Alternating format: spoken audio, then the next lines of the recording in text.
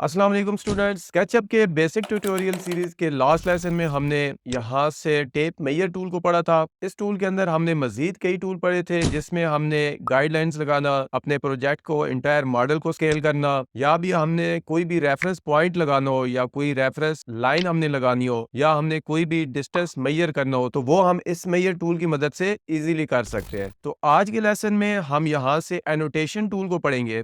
हमने अगर अपने स्केचअप के प्रोजेक्ट को एनोटेट करना हो तो वो हम इन्हीं टूल की मदद से करते हैं, जिसमें हमारे पास डायमेंशन टूल है, प्रोटेक्टर टूल है, हमारे पास टेक्स्ट टूल है और 3D टेक्स्ट वगैरह है। तो चलिए सबसे पहले हम यहाँ से डायमेंशन टूल को पढ़ते हैं। डायमेंशन टूल ये होता है कि अगर आपने किसी भी एंटिटी की या किसी भी ऑब्जेक्ट के 2 पॉइंट्स के दरमियान का डिस्टेंस आपने मेजर करना हो और उसको आपने प्लेस भी करना हो, जैसे हम टेप मेजर टूल से जस्ट हम डिस्टेंस को देख सकते थे, मेजर कर सकते थे, लेकिन हम डायमेंशन प्लेस नहीं कर सकते थे। लेकिन इस टूल की मदद से हम उस डायमेंशन को प्लेस भी कर सकेंगे। आप कैसे करेंगे? यहाँ से टूल को एक्टिव करना है। टूल को एक्टिव करने के बाद आपने किसी भी कॉर्नर पे माउस को ले आना है। यहाँ से अगर आप करेंगे ऐसे तो नहीं होगा, किसी भी कॉर्नर पे आपने माउस को ले आना है। फर्स्ट क्लिक आपने करना है। फर्स्ट क्लिक करने के बाद आपने जहां तक मेजर करना है, आप इधर तक करना चाहते हैं, दरमियान में कहीं, या आप एंड पॉइंट तक करना चाहते हैं, तो आप इजीली मेजर कर सकते हैं। आप जिधर तक डायमेंशन लगाना चाहते हैं आप वहां पे जस्ट क्लिक कर दें। सेकंड क्लिक आपने करना है, तो वहां तक आपकी जो डायमेंशन है वो आपकी लग जाएगी। तो देखें अभी यहाँ पे मैंने सेकंड क्लिक इधर करूंगा तो यहाँ तक मेरी डायमेंशन जो है प्लेस हो जाएगी। और अगर मैं यहाँ पे क्लिक करूं, यहाँ पे कहीं भी सेंटर पे, तो यहाँ पे मेरा क्लिक करने से मुझे वो प्लेस नहीं होगी। तो यहाँ पे मैंने सेकंड क्लिक एंड पॉइंट पे किया और उसके बाद मैंने जहां भी इस डायमेंशन को रखना है वहां पे मैं प्लेस कर दूंगा। तो मैं यहाँ पे या ऐसे शो करवाना चाहता हूँ, तो यहाँ पे मैंने थर्ड क्लिक कर दिया, तो आप देखें ये 10 फुट मेरा मेजर हो गया और उसकी जो डायमेंशन है टेक्स्ट की सूरत में वो यहाँ पे प्लेस भी हो चुकी है। इसी तरह अगर मैं ऊपर से देना चाहता हूँ, किसी और जगह से डायमेंशन देना चाहता हूँ, दोबारा इस टूल को एक्टिव करेंगे। आपने जिस भी साइड से देना है आप इजीली फर्स्ट पॉइंट आपने सेलेक्ट करना है, उसके बाद सेकंड पॉइंट सेलेक्ट करेंगे और यहाँ पे आपने उसकी डायमेंशन ऐसे दे देनी है। इसी तरह अगर मैं इसकी हाइट देना चाहता हूँ तो यहाँ से मैं क्लिक करूंगा और सेकंड पॉइंट में यहाँ पे क्लिक करूंगा, और जिस भी जगह मैं यहाँ पे देना चाहूँ, या मैं इसको इस जगह पे देना चाहूँ ग्रीन एक्सेस पे, या मैंने इसको रेड एक्सेस पे देना है तो मैं रेड एक्सेस पे दे सकता हूँ। तो इस तरह आप इस डायमेंशन को कहीं पे भी प्लेस कर सकते हैं, जहाँ पे आपको मुनासिब लगे तो आपने उसको यहाँ पे ऐसे प्लेस कर देना है। तो आप ये देखें, आप यहाँ पे एक चीज अगर नोट करें, अगर मैं माउस को ऐसे रोटेट करूँ, इसको घुमाऊं माउस को, तो ये मेरी जो टेक्स्ट है डायमेंशन का वो भी उसी के साथ ऐसे रोटेट होता है, मूव करता है।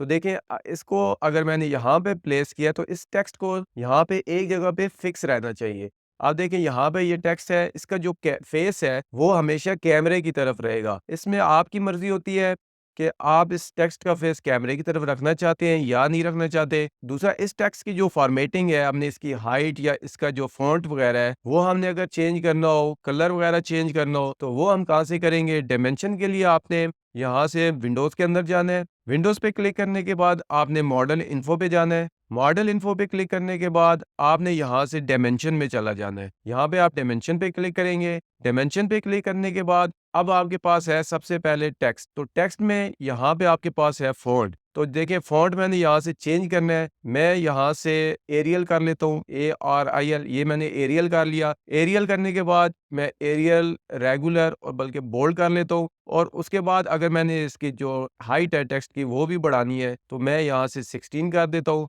और उसके बाद इसको मैं ओके कर दूंगा। अब एंड पॉइंट जो है हमारी, ये वाला जो हमारा एंड पॉइंट होता है, इसको हमने स्लैश शो करना है, एरो शो करना है, क्लोज्ड एरो, ओपन एरो या डॉट। तो देखें डॉट हमारा एक होता है, एक हमारा स्लैश होता है, या नन हम कर दें तो कुछ भी नहीं शो होगा। तो हम इसको क्लोज्ड एरो शो कर देते हैं, ठीक है। क्लोज एरो करने के बाद अब यहाँ पे अलाइन टू स्क्रीन और अलाइन टू डायमेंशन लाइन। अब जो हमारा पहले मैं आपको बता रहा था फेस इसका जो कैमरे की तरफ होगा, तो वो हमारा ये वाला ऑप्शन सिलेक्ट है। अगर इसको मैं डायमेंशन लाइन के अलाइन कर दूं तो जो डायमेंशन जैसे मैंने प्लेस की होगी ये ऐसे ही रहेगी। तो इसको हम इस तरह कर देते हैं। उसके बाद यहाँ पे अगर आप नोट करें तो यहाँ पे जो हमारे पास आउटसाइड है ये हमारा टेक्स्ट है। हमने टेक्स्ट को आउटसाइड रखना है, सेंटर रखना है या अबव रखना है। तो अबव अगर हम करेंगे तो हमारा जो टेक्स्ट है वो इस लाइन के डायमेंशन लाइन के अबव आएगा। अगर हम सेंटर करेंगे तो ये हमारे डायमेंशन लाइन के सेंटर आएगा। तो मैं इसको एक दफा अबव कर देता हूँ और उसके बाद अब आपने क्या करना है? Update select dimension. कैसे करना है? इसको सिलेक्ट ऑल डायमेंशन करना है। पहले यहाँ से ही आपकी जितनी भी डायमेंशन है वो सिलेक्ट हो जाएंगी। इसको सिलेक्ट करने के बाद सिलेक्ट ऑल डायमेंशन, फिर आपने अपडेट सिलेक्ट डायमेंशन, इस पे क्लिक कर देना है। तो अभी देखिए जो हमने टेक्स्ट हाइट बढ़ाई थी वो सारे हमारे यहाँ पे अपडेट हो चुके हैं। तो यहाँ से मैं इस पे दोबारा जाऊँगा, फ़ॉन्ट में जाने के बाद इसको मैं दोबारा से 10 इंच कर देता हूँ और पॉइंट्स जो है हमारा इसको भी मैं 10 इंच कर देता हूँ और ओके करते हैं। सिलेक्ट ऑल डायमेंशन और इसको हम अपडेट कर देंगे। तो देखिए अब ये हमारी यहाँ पे एक मुनासिब साइज़ में लग रही है। तो इसको यहाँ से हम कर देते हैं क्लोज़। क्लोज़ करने के बाद अब देखिए अगर मैं ऐसे डायमेंशन घुमाऊँ, डायमेंशन हमारी जो टेक्स्ट हाइट है वो ज़्यादा छोटी होगी। इसको हम दोबारा यहाँ से विंडो में जाएँगे, मॉडल इन्फो में जाने के बाद डायमेंशन और यहाँ से हम फ़ॉन्ट में जाएँगे। तो यहाँ से हम इसको कर देते हैं 12। ओके करने के बाद सिलेक्ट ऑल डायमेंशन और अपडेटेड सिलेक्टेड डायमेंशन। तो अब हमारी जो हाइट है इस टेक्स्ट की वो मुनासिब सी है। उसके बाद हम यहाँ पे क्लोज़ पे क्लिक करेंगे। तो यहाँ से आपने जो भी साइज़ रखना हो डायमेंशन का वो आप यहाँ से सेट कर सकते हैं। नेक्स्ट है हमारे पास यहाँ पे प्रोटेक्टर टूल। तो प्रोटेक्टर टूल बेसिकली किसी भी एंगल को मेजर करने के लिए और कोई भी जो न्यू आपने एंगल क्रिएट करना हो, उसकी गाइडलाइन लगानी हो, आपने कंस्ट्रक्शन लाइन लगानी हो, तो वो आप यहाँ से इस टूल की मदद से लगा सकते हैं। तो यहाँ से इस टूल को एक्टिव करेंगे। टूल को एक्टिव करने के बाद अब कोई एक पॉइंट आपने फिक्स कर लेना है जहाँ से आप उसका एंगल देखना चाहते हैं। फॉर एग्जांपल मैं ये पॉइंट है, इस पॉइंट को फिक्स कर रहा हूँ। अब यहाँ से इस ये जो लाइन है इससे मैंने एंगल अगर कोई मेजर करना है या लगाना है तो मैं सेकंड पॉइंट मैं इस पे रखूंगा। अगर मैंने इसको रेफरेंस लेना है तो मैं अपना सेकंड क्लिक इस लाइन पे करूंगा। तो मैंने यहाँ पे करना है तो सेकंड क्लिक मैं इस लाइन पे कर रहा हूँ। इस लाइन पे क्लिक करने के बाद अब देखिए ये जो मेरी किसी भी एंगल पे अगर आप नीचे शो करें, अगर मैं ऐसे माउस को करूँ यहाँ पे तो देखें ये आपको किसी भी सारे एंगल बताएगा। आप किसी भी एंगल पे जस्ट क्लिक करने के बाद ये रेफरेंस लाइन अपनी लगा सकते हैं जिसको हम गाइडलाइन कहते हैं। लेकिन अगर आप चाहते हैं कि आपने किसी स्पेसिफिक एंगल पे लगानी है तो आप यहीं पे नीचे जस्ट टाइप कर दे तो आपका उसी एंगल पे ये जो गाइडलाइन है वो लग जाएगी। तो और इसी तरह अगर आपने किसी एंगल को मेजर करना हो वो कैसे करेंगे, आपने सेम वही प्रोसीजर है। यहाँ से हमने देखें इधर से क्लिक किया, उसके बाद इधर क्लिक किया और सेकंड में अगर क्लिक इधर करूँ तो देखिए नीचे मुझे शो करा रहा है कि यहाँ तक 90 का एंगल बन रहा है। तो प्रोटेक्टर टूल बेसिकली किसी भी एंगल पे हमें काम करने में हेल्प करता है। हमने किसी भी एंगल पे लाइन लगानी हो, किसी भी एंगल पे हमने अपनी गाइडलाइन लगानी हो, रेफरेंस लाइन लगानी हो या हमने किसी एंगल को मेजर करना हो तो उसके लिए हम इस प्रोटेक्टर टूल को यूज करेंगे। नेक्स्ट हमारे पास जो ऑप्शन आता है इसको हम टेक्स्ट कहते हैं। उससे पहले मैं ये गाइडलाइन को डिलीट कर देता हूँ। तो यहाँ पे जो टेक्स्ट का है इससे हम टेक्स्ट भी क्रिएट कर सकते हैं। सिंपल अगर हमने टेक्स्ट लिखना हो तो वो भी हम इस टूल की मदद से लगा सकते हैं। तो और इसके अलावा अगर हमने कोई लेबल्स वगैरह लगाने हो तो वो भी हम इस टूल की मदद से लगा सकते हैं। हमने उसकी मेजरमेंट्स देखनी हो, कोऑर्डिनेट्स देखने हो, एरिया देखना हो तो उसको हमने अगर लगाना हो तो वो भी हम इसी टेक्स्ट टूल की मदद से लगा पाएंगे। तो जस्ट इस पे क्लिक करते हैं। क्लिक करने के बाद आप देखिए अगर मैं इस सरफेस पे लेके आऊं जैसे मैंने टेप मेजर टूल पे आपको बताया था तो वो आपको यहाँ पे शो करता था। लेकिन यहाँ पे हम इस सरफेस का एरिया जो है वो प्लेस भी कर सकते हैं। यहाँ पे इस पे मैं सरफेस पे क्लिक करूंगा। देखिए आप क्लिक करने के बाद यहाँ पे मुझे उसका एरिया शो करे। अगर मैं सेकंड क्लिक कर दूं तो वो ही टेक्स्ट की फॉर्म में यहाँ पे मेरे पास एरिया लिखा जाएगा, प्लेस हो जाएगा। इस टेक्स्ट को भी हम मॉडिफाई करेंगे। हमने इसकी हाइट कैसे करनी है, इसके जो हमारे फॉन्ट वगैरह है उसको हमने कैसे चेंज करना है। तो यहाँ पे अगर आप उसको किसी सरफेस के ऊपर करेंगे तो उसका एरिया आपको यहाँ पे बताएगा और अगर आप इसी को किसी कॉर्नर पे करते हैं तो यहाँ पे आपको उसके कोऑर्डिनेट बताएगा। तो देखें ये इसके कोऑर्डिनेट है। इसको मैं प्लेस कर देता हूँ। एक और क्लिक करेंगे, 2 दफा क्लिक करना है तो ये आपका प्लेस हो जाएगा। और उसके बाद अगर आप इसको किसी लाइन पे क्लिक करते हैं तो वो उस लाइन की मेजरमेंट आपको ऐसे बताएगा। ठीक है, तो इस लाइन की ये मेजरमेंट है, इस लाइन की जो मेजरमेंट है वो ये है। तो इस तरह आप इसको यहाँ पे प्लेस कर सकते हैं, लेबलिंग कर सकते हैं। आपका अगर कोई डोर लगा हुआ है, आपकी विंडो लगी हुई है, कोई भी चीज़ है, आपने उसका लेबल लगाना हो, तो वो आप इस टूल की मदद से लगा सकते हैं। अब जब यहाँ पे हम लेबल लगा रहे होते हैं, तो यहाँ पे अगर हम क्लिक करें ऐसे, तो यहाँ पे देखिए हमारे पास एडिट का ऑप्शन होता है। हमने जब सेकंड क्लिक किया था, तो यहाँ पे हमारे पास एडिट का ऑप्शन मौजूद होता है। यहाँ पे मैं कुछ भी लिख सकता हूँ। मैं यहाँ पे जस्ट ग्राउंड लिख देता हूँ। तो देखें यहाँ पे मैंने इसको टेक्स्ट को चेंज कर लिया और उसके बाद मैंने अब थर्ड क्लिक करना है।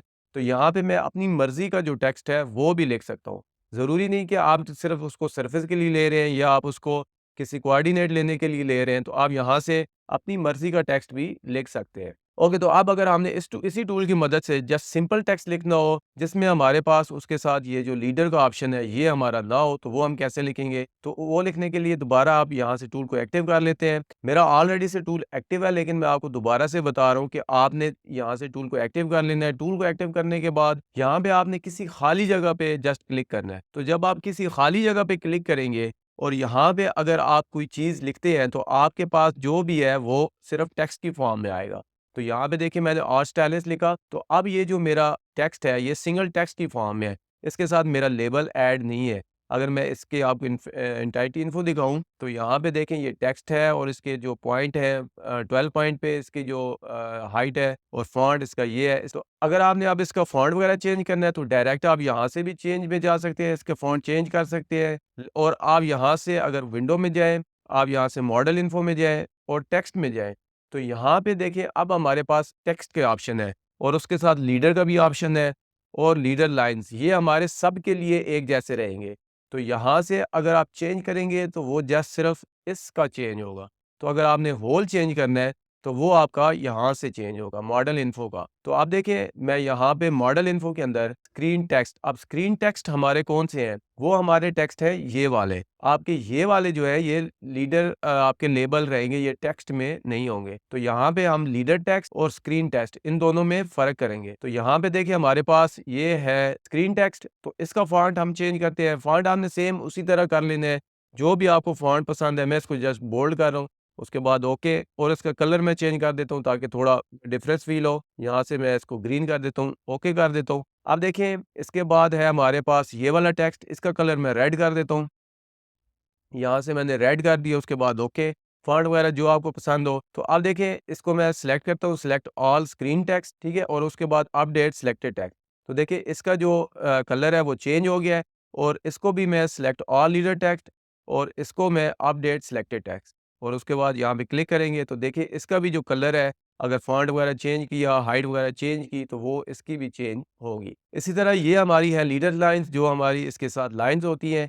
इसको आप यहाँ से चेंज कर सकते हैं, डॉट करना है डॉट कर दें, लीडर आपने कौन-सा करना है, तो आप इसको यहाँ से सिलेक्ट करने के बाद फिर अपडेट करेंगे, तो ये आपका अपडेट हो जाएगा। तो इसको मैं यहाँ से क्लोज़ करता हूँ, क्लोज़ करने के बाद अब देखिए आपने किसी भी अपने प्रोजेक्ट को जिस तरह भी एनोटेट करना हो, आपने सिंगल टेक्स्ट लिखना हो, तो आप सिंगल टेक्स्ट लिख सकते हैं, आपने उसकी लेबलिंग करनी हो, तो आप इस तरह उसकी लेबलिंग कर सकते हैं, आपने डायमेंशन लगानी हो, तो आप उसकी डायमेंशन तक भी लगा सकते हैं। अब लास्ट में हमारे पास है 3D टेक्स्ट। ये हमारा जो टेक्स्ट था ये बेसिकली सिंगल टेक्स्ट था। इसमें आप जस्ट उसको लिख सकते हैं किसी भी सरफेस के ऊपर। ऐसे आपने अगर लिखना है आप उसको लिख दें, जैसे हमारे लेबल होते हैं उस तरह का।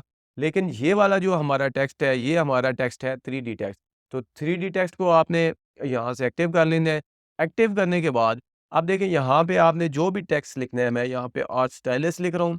तो देखिए आर्ट स्टाइलिश यहाँ पे आपने उसका फ़ॉन्ट चेंज कर लेना है, मैं इसको टाइम न्यू रोमन कर देता हूँ और यहाँ से आपने उसका स्टाइल कर लेना है, बोल्ड, इटैलिक जो भी आप रखना चाहते हैं और यहाँ से आपने उसकी अलाइनमेंट कर लेनी है, मैं इसको सेंटर अलाइन कर देता हूँ और हाइट और एक्सट्रूड, अगर आप इसको हाइट देना चाहते हैं, जितनी भी देना चाहते हैं हाइट तो आएगी ही आएगी, वो हाइट आप यहाँ से चेंज कर सकते हैं। मैं इसको यहाँ से 15 कर देता हूँ। उसके बाद ये है आपका एक्सट्रूड, अगर आप इसको प्लेन रखना चाहते हैं तो यहाँ से आप अनचेक कर दें। अगर आप इसको एक्सट्रूड करना चाहते हैं तो आप इसको चेक करें और जितना भी एक्सट्रूड देना चाहते हैं, एक्सट्रूड का मतलब है कि आप इसको जितना भी पुश करना चाहते हैं, तो वो आपने इसको एक्सट्रूडेड कर लेना है फिर और यहाँ पे उसको चेंज कर लेना है, मैं यहाँ पे 2 कर देता हूँ। और अगर आप इसको फिल नहीं रखना चाहते, तो वो भी मैं आपको दिखाऊँगा। पहले इन ऑप्शन के साथ हम इसको चेक करते हैं, प्लेस करेंगे, तो देखिए यहाँ पे मैंने आर्ट स्टाइलिश प्लेस कर दिया। तो अब देखिए ये जो मेरा टेक्स्ट एक्सट्रूड हुआ है वो 2 इंच है और ये वाली यहाँ से यहाँ तक ये इसकी हाइट है 12 इंच। तो आपने जितना भी एक्सट्रूड करना हो इसको रख सकते हैं या आप इसको बाद में भी चेंज कर सकते हैं। बाद में आप इस टेक्स्ट को मॉडिफाई तो नहीं कर सकते, इस टेक्स्ट को इस तरह एडिट तो नहीं कर सकते कि आपने आर्ट स्टाइलिश गलत लिख दिया तो इसको आप एडिट करके दोबारा सही लिख देंगे, आपको न्यू ही टेक्स्ट लिखना पड़ेगा। लेकिन आप इसको जैसे पुश पुल कर सकते हैं, आप इसके कलर चेंज कर सकते हैं। आपने किसी सिंगल लेटर का अगर हाइट चेंज करनी है तो वो आप कर सकते हैं इजीली, क्योंकि ये हमारा एक ऑब्जेक्ट आता है, एंटिटी आती है, ग्रुप के अंदर आती है। अगर इसको मैं यहाँ से एक्सप्लोर कर दूँ तो देखें ये हमारा जो ग्रुप है वो एक्सप्लोड हो जाएगा। आप इसकी सरफेस किसी भी सरफेस को ऐसे अलहदा कर सकते हैं। तो इसको आप एडिट नहीं कर सकते, चेंज नहीं कर सकते। आपको दोबारा से यहाँ से न्यू टेक्स्ट लिखना पड़ेगा 3D का। यहाँ पे अब मैं लिख देता हूँ पाकिस्तान, तो देखिए पाकिस्तान मैंने लिखा। उसके बाद अब मैं इसको फ़िल्ड नहीं कर रहा, फ़िल्ड जब नहीं करूँगा तो एक्सट्रूड भी नहीं रहेगा। इसको मैं प्लेस करूँगा और जस्ट यहाँ पे मैं इसको ऐसे रख दूँगा। तो अब देखिए अगर मैं इसमें डबल क्लिक करूँ और इसकी कोई भी सरफेस क्रिएट नहीं है, अगर मैं इसके दरमियान में लाइन लगाता हूँ, तो इसकी सरफेस कोई भी क्रिएट नहीं हो रही, क्योंकि ये हमारा एक सिंपल टेक्स्ट है। अब इसको आप मूव कर सकते हैं कहीं पे। यहाँ पे मैं इसको रख लेता हूँ इस तरह। तो अगर आपने फ़िल नहीं करना चाहते तो आप इसको अनफ़िल कर लें, और अगर आप इसको फ़िल करके इसका कलर चेंज करना चाहते हैं, आप कोई भी कलर इसका चेंज कर सकते हैं। मैं यहाँ पे इसको रेड कर देता हूँ। तो देखिए ये एक-एक सरफेस का रेड हो रहा है। अगर मैं इसको दोबारा यहाँ से एक न्यू टेक्स्ट लिखूँ और उसको ग्रुप में ही रहने दूँ, इंटर टेक्स्ट फ़िल कर लेते हैं, एक्सट्रूड हमारा यहाँ से 5 कर लेते हैं, प्लेस करेंगे, यहाँ पे रख देते हैं और उसके बाद इसको मैं कलर ये दे देता हूँ। तो देखिए अब आप इसको एक-एक को भी कलर दे सकते हैं और इसी तरह आप इसको होल को भी कलर दे सकते हैं। इसके अंदर जाएँगे तो यहाँ से एक-एक को कलर देना है तो आप कलर सेलेक्ट कर लें। कलर सेलेक्ट करने के बाद आपने शिफ्ट कंट्रोल के बटन को दबाना है और इस तरह 2 क्लिक के बाद आपका ये ऑब्जेक्ट क्लिक हो जाएगा। इसी तरह मैं इसको भी कर देता हूँ यहाँ से, और अगर कलर चेंज करना है तो आप कोई और कलर ले सकते हैं, किसी और टेक्स्ट का आपने करना है तो वो भी आप कर दें। तो यहाँ से बकाया मैंने कलर इसको चेंज कर दिया। तो इस तरह आप किसी भी कलर को उसको चेंज कर सकते हैं, किसी भी लेटर को अलग-अलग से आपने चेंज करना हो तो आप ईज़िली कर सकते हैं। तो ये था हमारा आज का लेसन, जिसके अंदर हमने डिटेल में एनोटेशन को पढ़ा कि हम किस तरह अपने प्रोजेक्ट को एनोटेट कर सकते हैं स्केचअप के अंदर। अगर आप ऑटोकैड की एनोटेशन को सीखना चाहते हैं कि आप ऑटोकैड के अंदर किस तरह अपने प्रोजेक्ट को एनोटेट करते हैं, तो उसका लिंक मैं वीडियो की डिस्क्रिप्शन में भी लगा दूंगा और ऊपर आई बटन पे भी आपको डिस्प्ले हो रहा होगा, और यही वीडियो इस वीडियो के एंड पे भी आपको मिल जाएगी। आप ऑटोकैड की नोटेशन वहां से सीख सकते हैं। नेक्स्ट लेसन में हम यहाँ से नेविगेशन टूल को पढ़ेंगे। हम अपने स्केचअप को अच्छे तरीके से कैसे नेविगेट कर सकते हैं उसकी डिटेल हम यहाँ से पढ़ेंगे। अगर वीडियो पसंद आई हो तो वीडियो को लाइक कर दें, चैनल को सब्सक्राइब कर दें और बेल आइकन को प्रेस करना ना भूलिएगा, ताकि इस तरह का स्केचअप से ऑटोकैड से रिलेटेड अच्छा कंटेंट आपको मिलता रहे। आपको ये वीडियो कैसी लगी?